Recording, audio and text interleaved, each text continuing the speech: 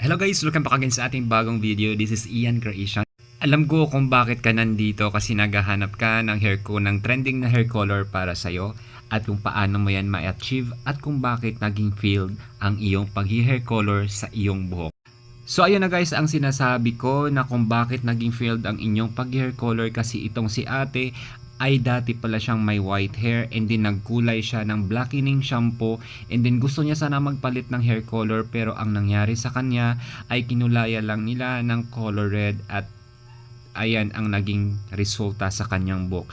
Guys, take note, pag naranasan nyo na magkulay ng blackening shampoo or black color, huwag nyo nang subukan kahit i-bleach nyo pa yan, hindi na yan kaya. Hindi na yan kakayanin. Kung kakayanin man, expect nyo na guys na mas malalang dry ang magiging outcome ng inyong buhok.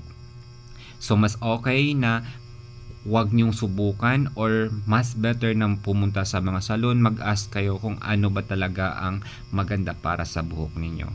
So kaya guys, kung nakita nyo ang buhok ni client, sayang ang buhok. Ang ganda pa naman ng strands ng buhok niya pero sayang kasi dati pala siyang nagkulay ng blackening shampoo and then gusto niya sana magpa-red pero yan ang naging resulta. So ayan guys, lesson learned sa mga gustong magpa-red ng buhok dyan. Huwag niyong subukan kung naka-color kayo ng blackening shampoo or any black color. Ayan guys, kung nakita nyo sa picture na dyan, ang ganda ng buhok. Pero take note guys, professional lang ang gumagawa niyan. Huwag nyong gayahin pag nasa bahay-bahay nyo lang.